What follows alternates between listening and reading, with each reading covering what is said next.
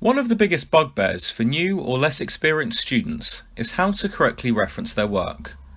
The process of referencing can often seem confusing and daunting, but in reality it isn't anything to worry about. In this video I will explain how to correctly use the footnote citation system, what information to include, and briefly explain why we reference. There are several different referencing styles, and they all serve different purposes. Most commonly, students use in-text referencing styles, such as Harvard style. However, this doesn't work well for all subjects. Historians often prefer to use footnote citations, which allows for much more information to be presented. This is the key to good referencing. Your work must be traceable and repeatable. You have to show your working so the reader can understand where the information you are using has come from and can find it for themselves. So long as you make this process of information retrieval clear and consistent, you're off to a good start. So, what information will you need to present? The name of the author is a good place to start, in addition to the title of the text they have written. If you are referencing a specific passage, you will also need to include the page numbers, otherwise the reader will have to go through the entire text. However, page numbers are often specific to different editions and publications of the same text. Therefore, you will need to include publication information. This includes the publisher of the text, the location of publication, and the date of the edition you are using was published. Altogether, this should be enough information to allow your reader to find the information you are referring to. But how should you present this information? There are a number of different referencing styles and systems, but for the purposes of this tutorial, we will use a style similar to the Modern Humanities Research Association Style Guide. The MHRA Style Guide is one of the most popular styles to use for footnotes and will be acceptable for the majority of academic humanities courses. I was actively encouraged to use the MHRA style referencing during my history degrees. While style guides such as this offer easy templates to follow, remember, they are only guides. As long as you have included all of the critical information and presented this information in a clear and consistent manner, you shouldn't worry too much about the specifics of your presentation. But as a guide, let's think a bit more about presentation. For the purposes of this tutorial, let us assume that we are referencing Richard J. Evans's In Defense of History, specifically the passage on the importance and legacy of Leopold von Ranke.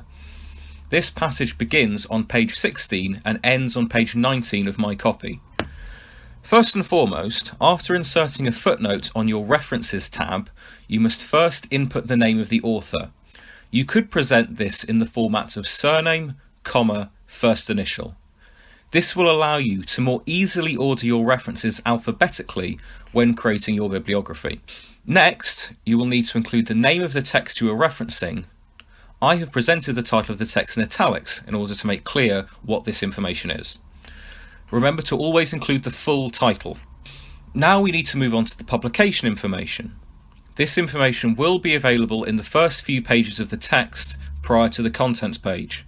Begin by opening a parenthesis and then input the location of publication. Remember to look for cities, not for regions. If there are several locations listed in these pages, look for further information that clarifies which nation the text was published in. This will usually clear this up. Then input a colon to clearly demarcate the location of publication from the name of the publishing house. You will need to find and input the name of the publisher. This is usually the easiest piece of publication information to find. You will then need to place a comma after the publisher. Find the date of the publication for the edition you are using, input it, and close the parentheses. Remember to always use the date of publication for the edition you are using. Your reader will know whether or not you have read an original copy of Magna Carta, and suggesting you have read editions that you are unlikely to have access to will undermine your credibility. Now you have included the publication information, you need to show where the passage you have referred to appeared in the text. Place a comma following the closed bracket and input P dot and then the page number.